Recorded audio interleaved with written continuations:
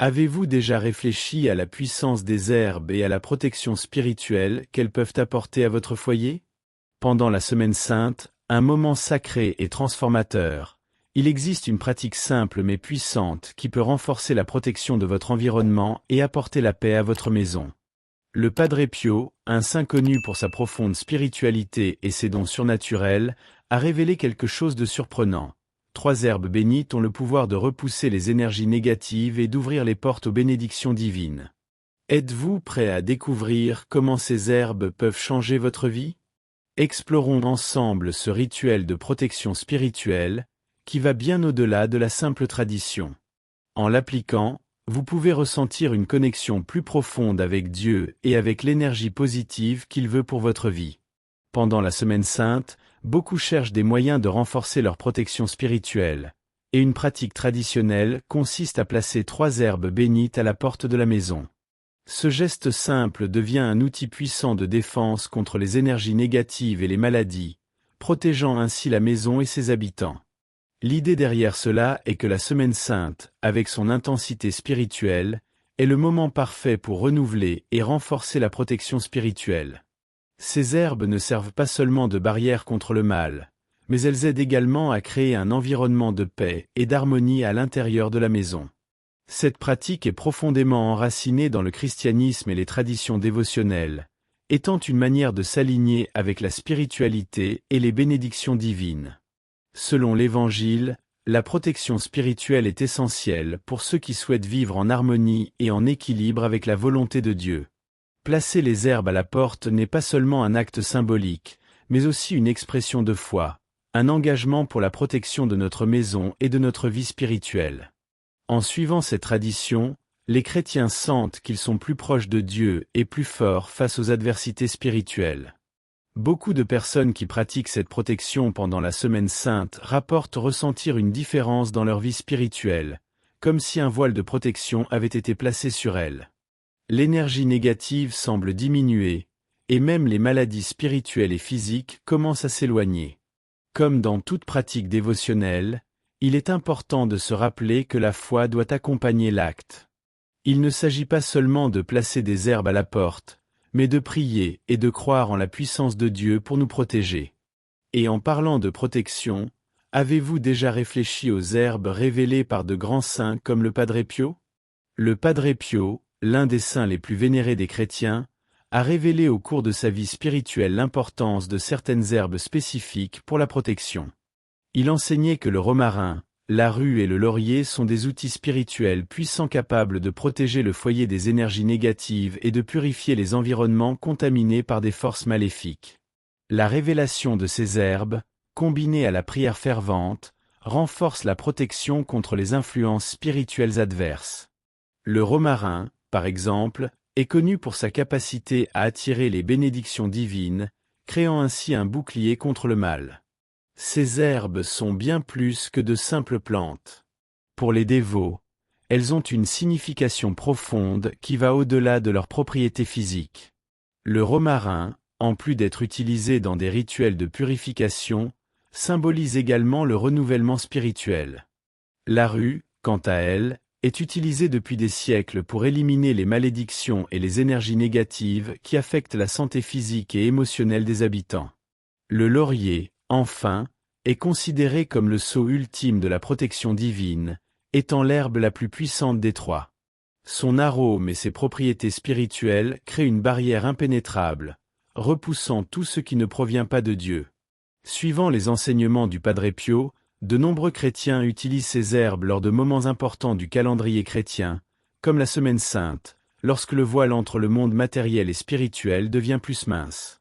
L'utilisation de ces herbes, avec foi et prière, se transforme en un geste sacré de recherche de protection et d'harmonie. Il est intéressant de réfléchir à la manière dont ces enseignements anciens continuent d'être appliqués aujourd'hui, amenant les croyants à trouver force et sécurité dans la spiritualité.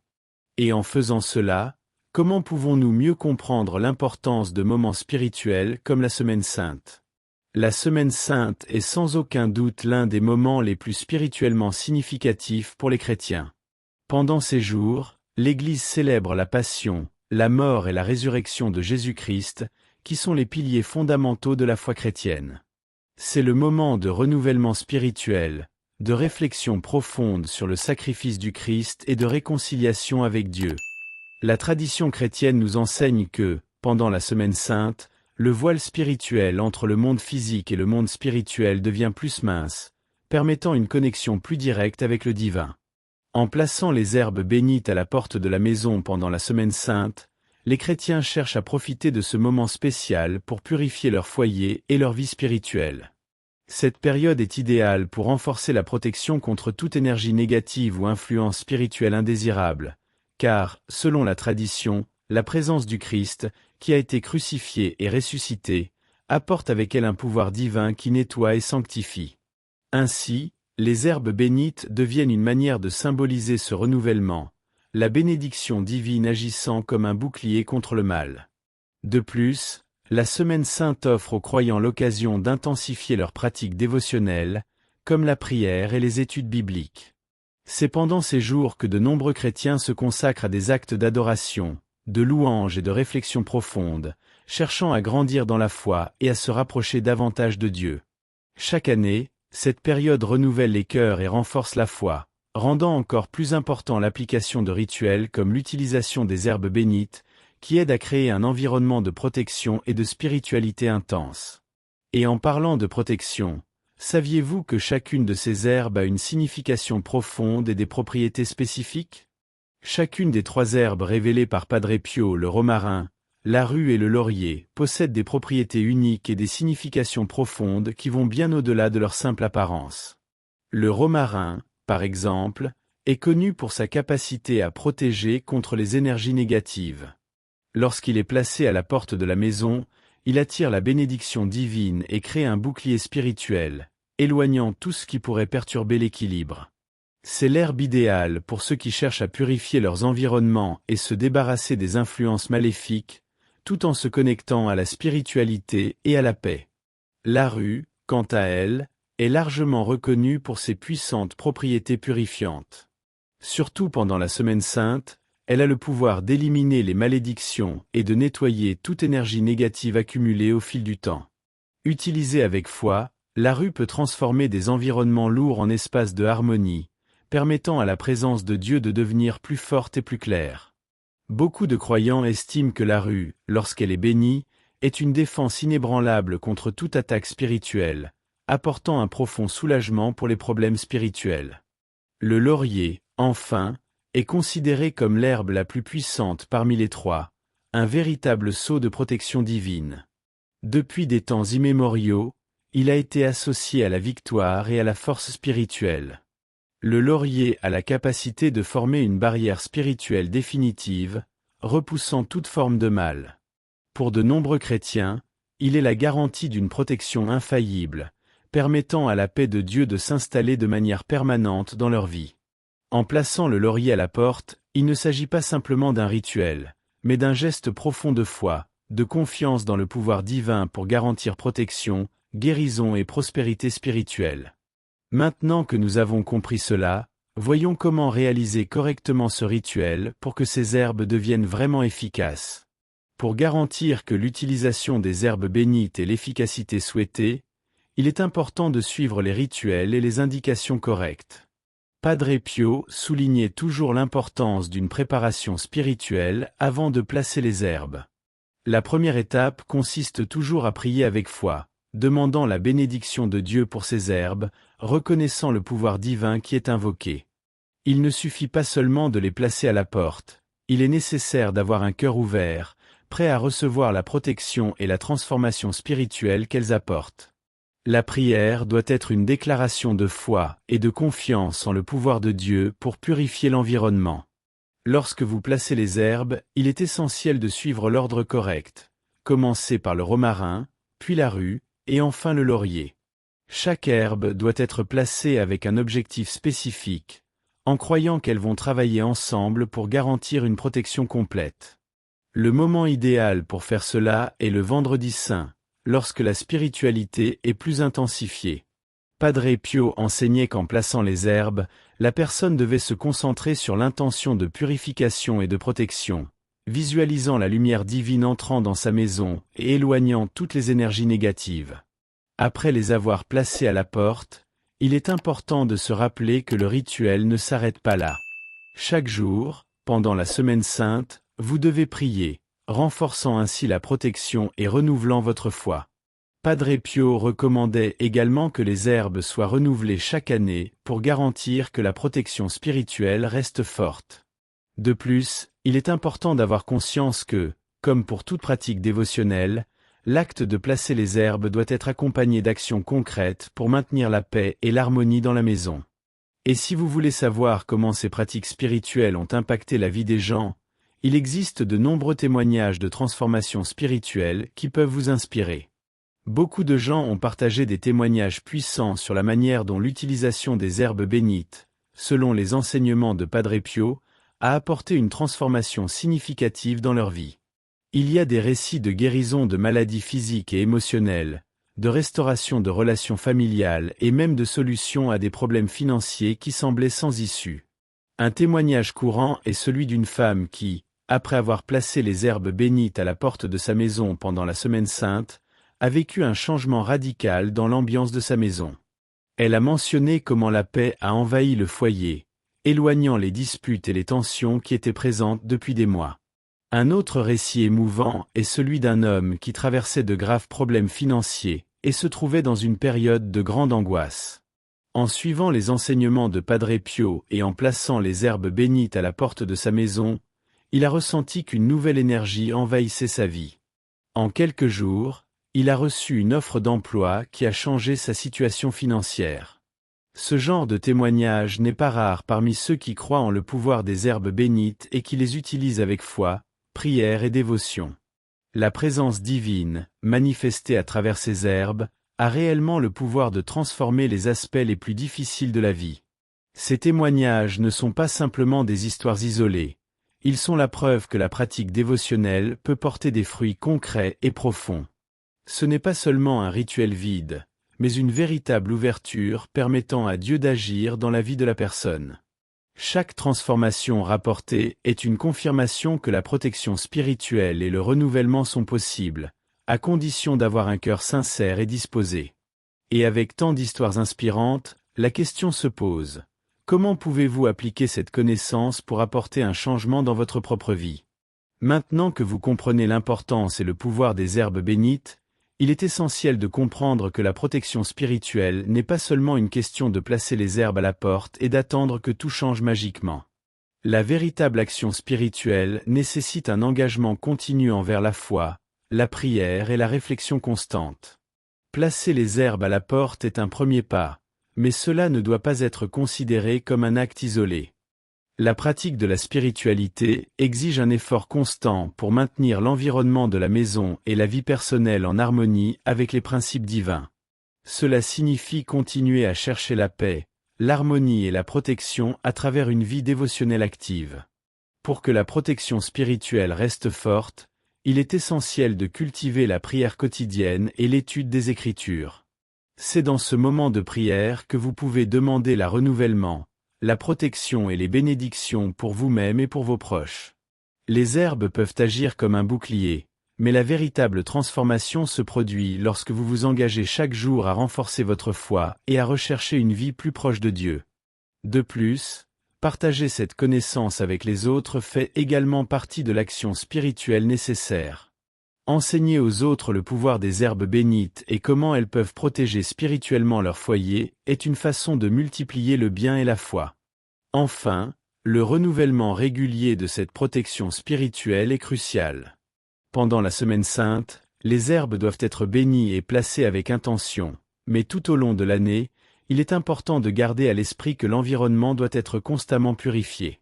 Cela peut se faire à travers la prière, le jeûne, l'adoration et même le pardon, qui a le pouvoir de guérir les blessures spirituelles et de renforcer le cœur. L'action spirituelle n'est jamais statique, elle est dynamique et s'adapte aux besoins de chaque moment. Et en adoptant cette attitude, vous créerez un espace de protection constante, toujours disponible pour ceux qui cherchent refuge.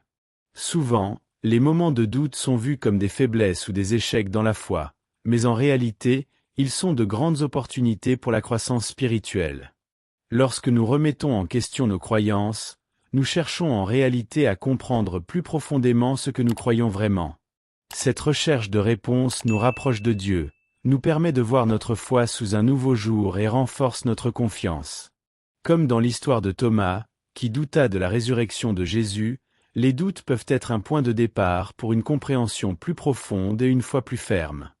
Il n'a pas été rejeté pour ses doutes, mais au contraire, il a été invité à les toucher, à expérimenter et à grandir.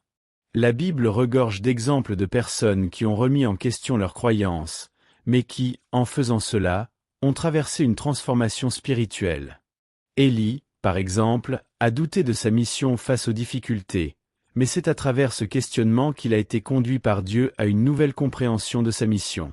Le doute, dans ce contexte, n'est pas un signe de faiblesse, mais une opportunité de nous façonner pour une foi plus mature. En réfléchissant à ces exemples bibliques, nous pouvons apprendre que le doute ne doit pas être craint, mais vu comme une chance d'approfondir notre relation avec Dieu.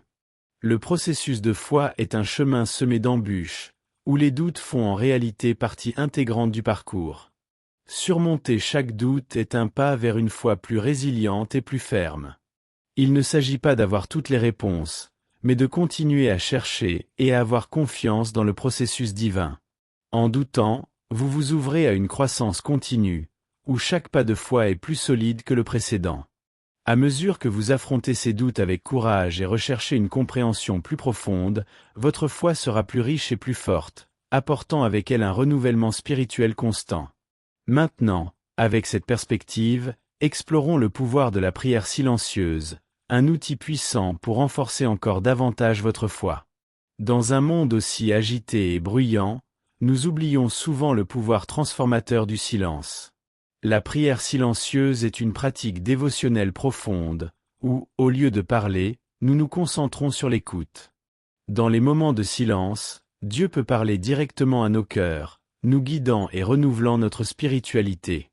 L'exemple de Jésus nous enseigne beaucoup à ce sujet. Il se retirait fréquemment pour prier en silence, loin des distractions du monde, cherchant une intimité avec le Père. La prière silencieuse, comme Jésus l'a démontré, est une occasion de nous déconnecter du chaos et de nous connecter directement à la présence divine. Mais comment pouvons-nous cultiver ces moments de prière silencieuse dans nos vies? Le premier conseil est de créer un espace calme où vous pouvez vous asseoir sans précipitation ni distraction. Fermez les yeux, respirez profondément et permettez à votre esprit de se calmer. Si nécessaire, commencez par un verset biblique simple à méditer, comme le Seigneur est mon berger, je ne manquerai de rien. Psaume 23h1, laissant ces mots se refléter dans votre cœur. Souvenez-vous que l'objectif n'est pas de remplir le silence avec des mots, mais d'être présent, d'écouter la voix de Dieu qui se révèle souvent dans le silence du cœur. Même si au début l'esprit se distrait, avec le temps, cette pratique deviendra plus profonde et votre connexion avec le divin plus intime. La prière silencieuse est un outil puissant non seulement pour renouveler notre foi, mais aussi pour trouver la paix dans les moments d'angoisse. Dans un monde où tout exige notre attention, trouver du temps pour le silence peut être un véritable défi, mais c'est aussi l'une des formes les plus pures d'adoration. En faisant silence, vous créez un espace pour que Dieu se révèle de façon que les mots ne peuvent exprimer. Et en pratiquant cela régulièrement, le silence devient une porte ouverte à la transformation spirituelle. Avec cette pratique en tête, réfléchissons maintenant à la grâce du service, une manière puissante de vivre la foi de manière pratique et véritable. Le service envers autrui est l'une des formes les plus puissantes de vivre la foi de manière pratique. Dans la Bible, Jésus nous enseigne que servir les autres, c'est le servir lui-même. Dans Matthieu 25, 40, il nous dit, « Ce que vous avez fait à l'un de ces petits, c'est à moi que vous l'avez fait. » Lorsque nous aidons quelqu'un, que ce soit par un simple geste de tendresse ou par une aide plus profonde, nous exprimons notre foi en action. Le service devient ainsi une forme d'adoration, transformant chaque geste quotidien en un acte sacré, une manière de louer Dieu. Cependant, nous pouvons souvent percevoir le service comme quelque chose de simple ou même d'insignifiant. Mais la vérité est que chaque petit geste de bonté est une occasion de faire venir le royaume de Dieu dans le présent. En aidant un ami, en prenant soin d'un membre de la famille ou simplement en écoutant quelqu'un qui a besoin de se confier, vous accomplissez la mission du Christ, aimer son prochain comme soi-même. Et en faisant cela, non seulement vous bénéficiez à l'autre personne, mais vous grandissez également spirituellement. Le service nous transforme, nous façonne et nous enseigne l'humilité, la générosité et la compassion. Et contrairement à ce que beaucoup de gens pensent, le service n'est pas simplement une responsabilité, mais une source de joie profonde. La véritable joie ne réside pas dans la conquête pour soi, mais dans le don, dans le service de tout cœur. Lorsque nous servons les autres avec amour, notre propre âme est nourrie. À travers le service, nous pouvons grandir en humilité, en empathie et en gratitude. Et ainsi, nous voyons que servir les autres n'est pas seulement une manière de pratiquer notre foi, mais une manière de vivre le dessein divin dans chaque aspect de notre vie. Maintenant, avec cette compréhension, approfondissons l'importance de transformer les actions quotidiennes en moments d'adoration à Dieu. Maintenant que vous connaissez le pouvoir de ces herbes et le rituel de protection spirituelle révélé par le Père Pio, qu'attendez-vous pour mettre cette pratique en action ? Ne retardez pas l'opportunité de renforcer votre foi et de protéger votre maison contre les forces spirituelles négatives. Partagez cette connaissance avec vos amis et votre famille, et renouvelez régulièrement votre protection spirituelle. Imaginez l'impact que cela pourrait avoir sur votre vie et sur l'environnement autour de vous. En suivant ces conseils et en maintenant votre connexion avec Dieu, vous serez prêt à faire face à tous les défis avec une foi renouvelée et la sérénité dans le cœur. Et si vous ne vous êtes pas encore inscrit à notre chaîne, ne perdez pas de temps. Activez les notifications pour continuer à apprendre comment cultiver une vie plus spirituelle et protégée. Que votre chemin de foi soit toujours éclairé par la grâce de Dieu.